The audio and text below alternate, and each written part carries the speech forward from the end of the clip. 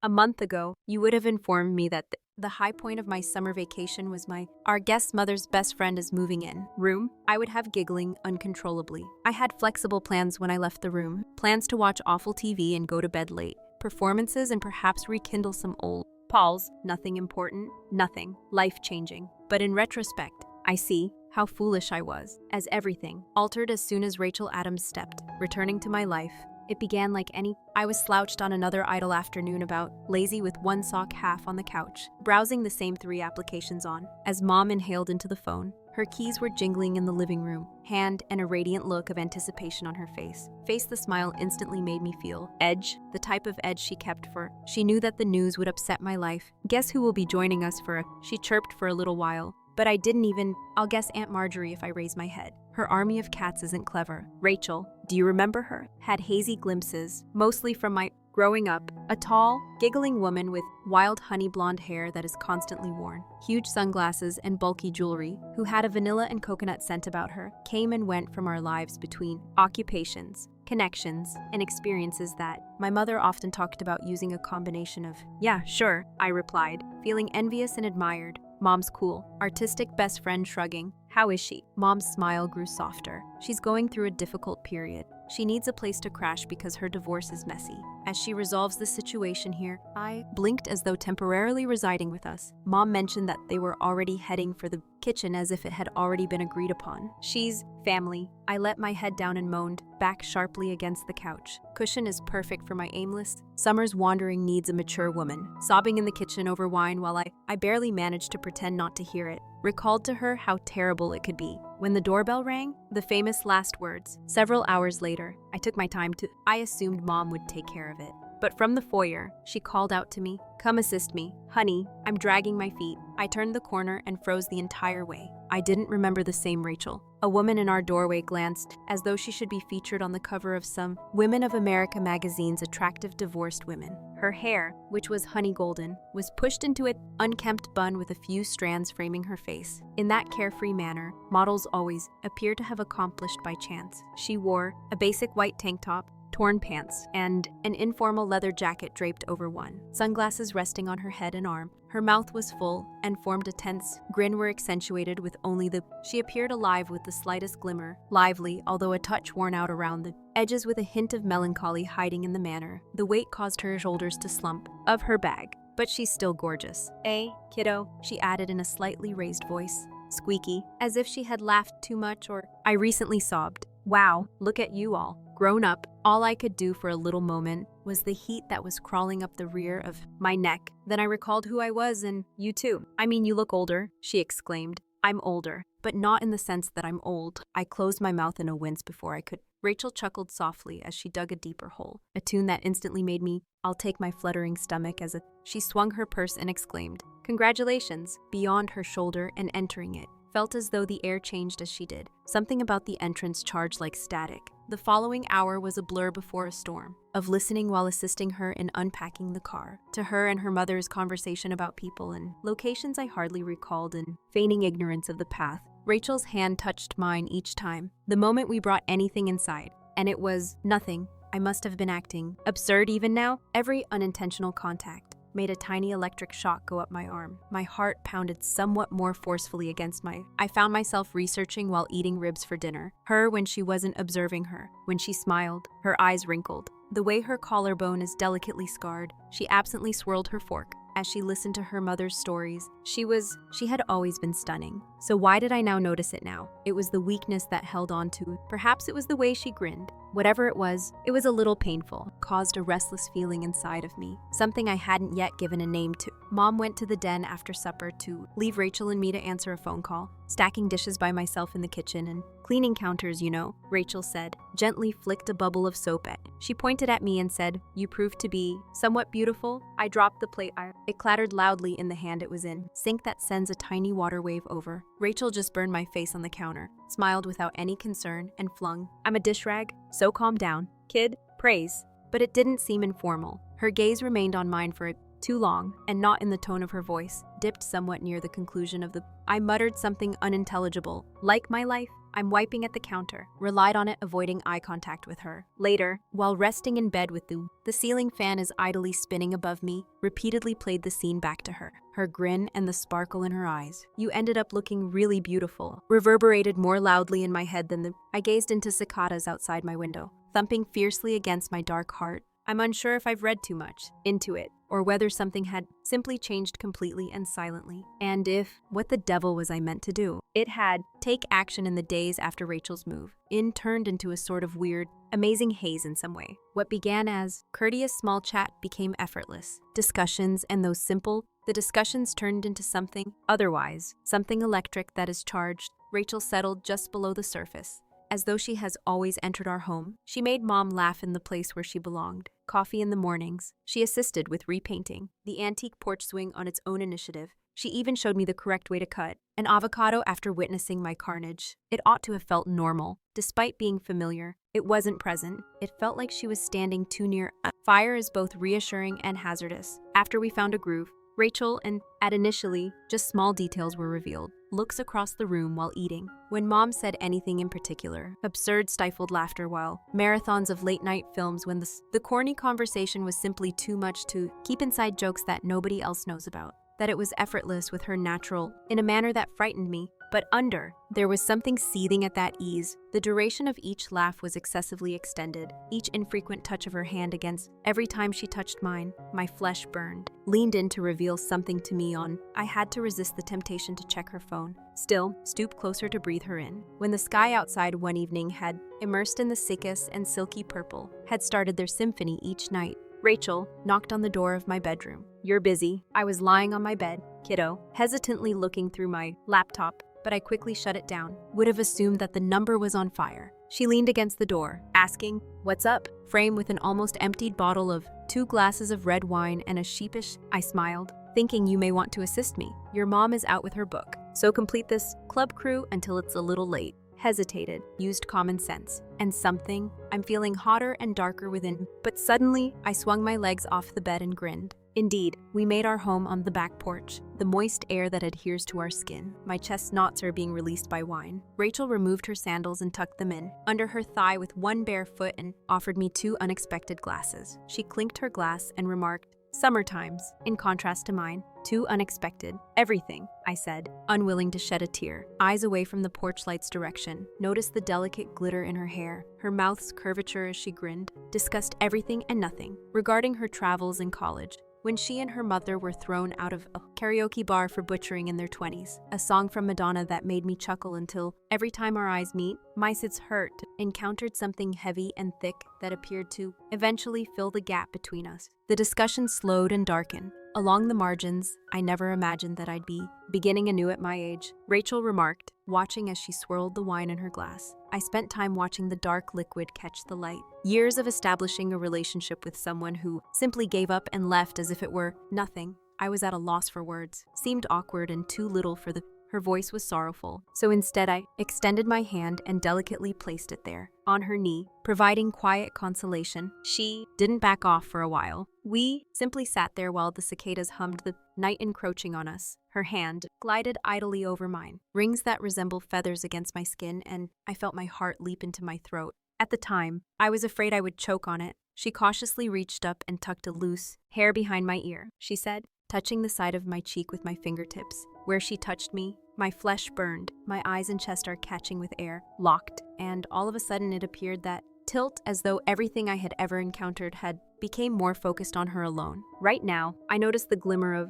there was a longing, fearful, want in her eyes. Everything smashing inside was mirrored. Rachel and I leaned so closely that I could see the gold flecks in her hazel eyes. I could sense the warmth of her breath against. My heart was thumping so fiercely against my lips that I believed she needed to hear it one more inch, and she would have given me one more kiss, and I would have filled the void in the second, myself. But suddenly Mom says, "Girls, I'm home." A voice pierced the atmosphere like a Rachel, the whip pulled back, almost knocking. I grabbed my hand away from over her glass, like my face was scorching hot from being scorched. Rachel stood up and cleared her throat. "So," the chair rapidly scratched noisily against the porch, "you should go assist your mother with the groceries," she remarked breezily. "Also, softly." I nodded, my lips drying up, my limbs stiff, resembling a balloon with been struck and abandoned to shrivel. We didn't discuss it or act as like it never happened. Occurred, but thereafter, when I was carrying a bag of, I caught bringing goods into the kitchen. Rachel is observing me intently. Her eyes are tender, unadulterated,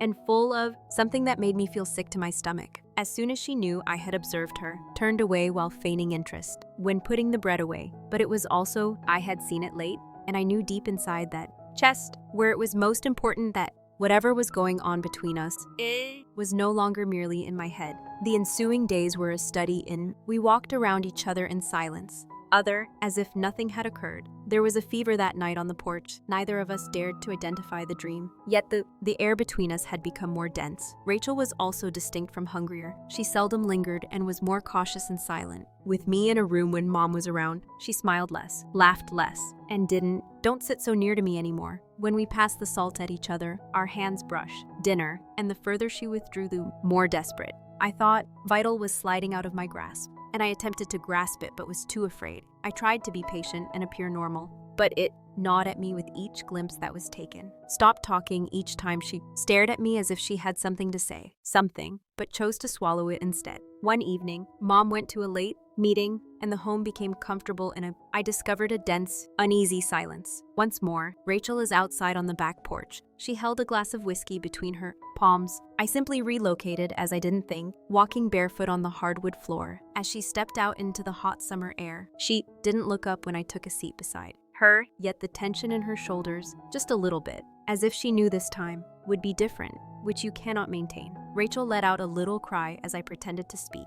A gentle, sour chuckle is still glaring out at the shadowy yard. Acting like the child I didn't like it when she called me that. Felt as though she had thrown up a wall between us. You are aware of my faltering voice, with rage and a sharper object. I'm sure you feel it underneath as well. At last, she looked at me, and her walls broke down in an instant. As I witnessed, it's the anguish flashing, the fear, the desire, like a storm across her face. She, inability to conceal quickly enough despite her harsh voice, she said, I'm young, too old for you. Rachel, I'm not a child. You're the daughter of my dearest buddy, she said. He stood up and paced the porch, hissing, like an animal stuck in a trap. Do you know what? What if I don't give a damn? I said. My hands were curled into hands by my sides, saying, I don't give the guidelines for what we must because I care about you, Rachel said, shaking her. Without comedy, you don't laugh your head off. Understand what you're saying that I went too far. The distance between us makes my heart race. Difficult, like if it were trembling my entire body,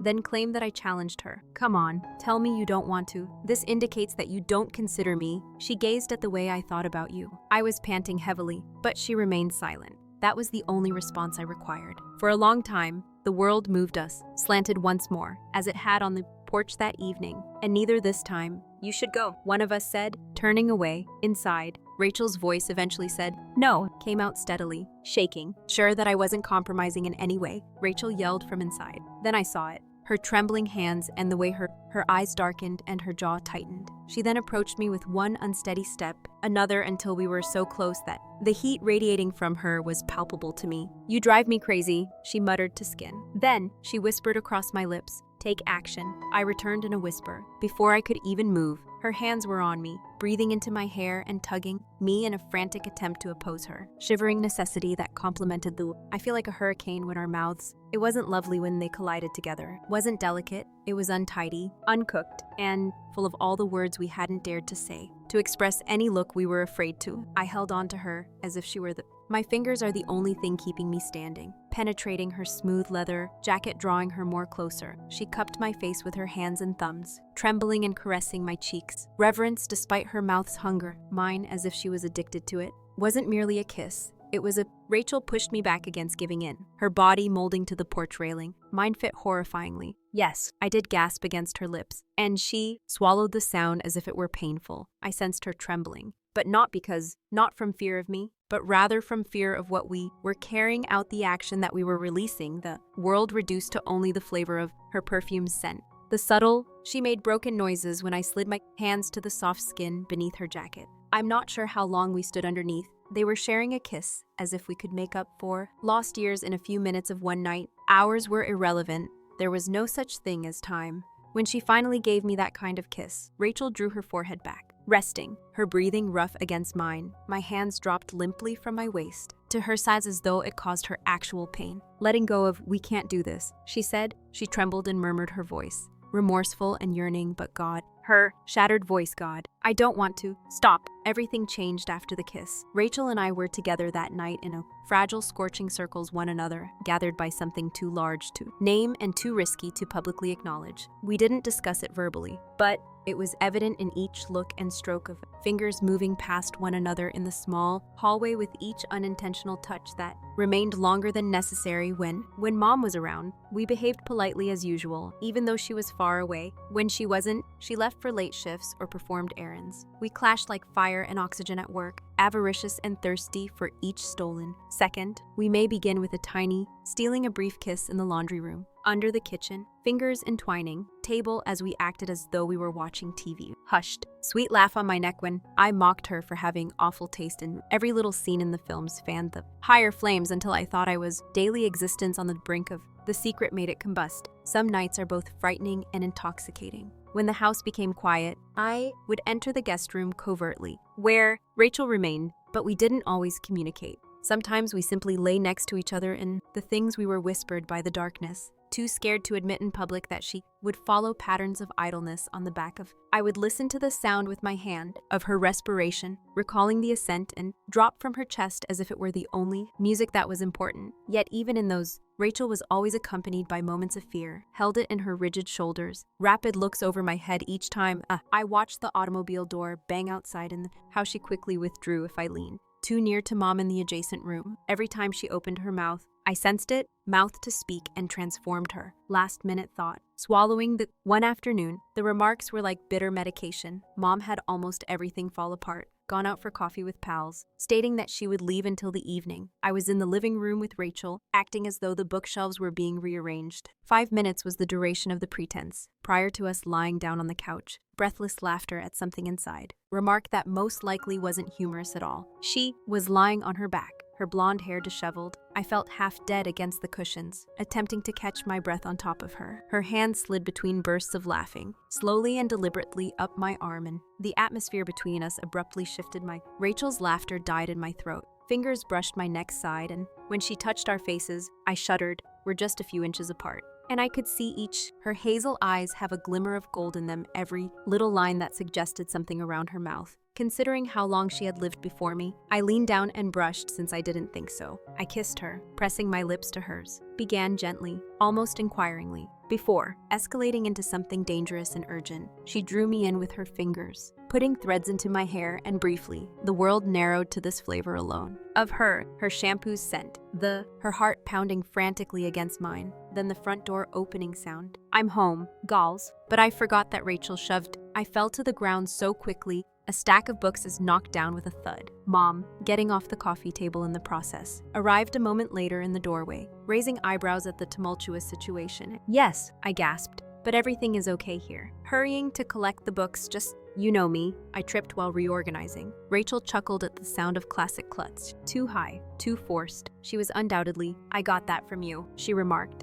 giving my mother a big, naive smile. She laughed and shook her head, saying, all right, I'm just going to grab my wallet and leave. In a moment of your hair, she vanished back into the corridor, and Rachel and I had our gaze frozen together, breathing heavily. It was a close call, too limited, and the remainder of the day went by in a mist of tight grins and rigid. Rachel hardly gave me a glance throughout our chats, and it was no longer just terror. It was something more serious, humiliation, guilt. I couldn't. After Mom went to bed that evening, take it, Rachel was seated by herself on the back when I arrived. Porch with a tea mug in her hands, gazing as if it may into the darkness. I stood there and offered some sort of response, collecting my courage for a long time. Prior to venturing into the night, the house was too quiet for anything to happen. Was incorrect at first. I thought perhaps, just now, Rachel had gone for one of her she took walks to help her decompress, occasionally going missing for an hour, 2, and coming back with cheeks flushed, with a weary grin. But as I went by, I was stopped by the open door of the guest room. The bed had been stripped bare and left cold. Sheets, a partially filled luggage rested on the mattress, linens neatly folded. My heart banged with mechanical heaps. I discovered her standing by my ribcage. The closet carefully folds a sweatshirt, her face close to her. Didn't say anything when I went in and didn't glance up. I said, What are you doing? Even so, the solution seemed painfully clear. Rachel didn't hesitate or wince, simply continued folding her hands too steadily. Just saying, it's better this way. She spoke as though she were reading it out from a script. No, I murmured, taking a step toward a voice breaking under the stress of fear. You have no right to make that decision for me.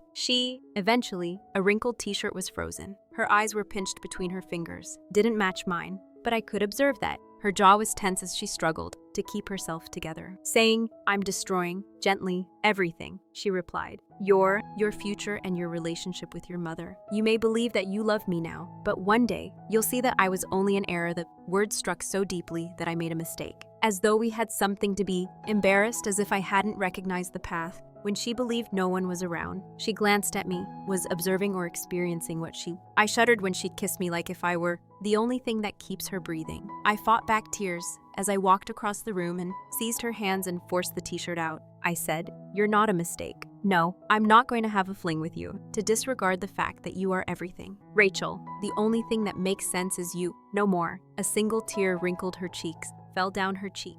And she shakes her head and her eyes. But I don't deserve you, she said in a broken whisper. You, I responded, do, putting her hands between. You deserve to be loved, I said, selected daily, without hesitation. She remained still for a horrible moment, simply stood there, ripped apart by shame, and I was afraid she would finish packing. Believed she would leave via the door and abandon me as I stand there, heart in fragments. But gradually she stepped and the t-shirt fell to the ground as she put her arms around holding her face on my neck and around my waist, as though she was worried that she would break if she murmured, I'm so scared, and let go, her voice trembling against my flesh. I muttered back, embracing her more tightly, but I'm more scared of losing you. Together, remained thus way, holding on to one another, inhaling one another, and for the first time, I felt less afraid, stronger object in place of the grasp, something that was quite similar to hope. We sat together later that day the hands on the kitchen table clenched together, hidden away, anticipating the storm. Mom stood at the counter and knew what was coming, drinking her coffee without realizing that my heart is engaged in a silent battle in the room, pounded so loudly that it was inaudible. Whatever else, Mom, I remarked in a loud voice, shuddering in spite of all attempts to maintain constant.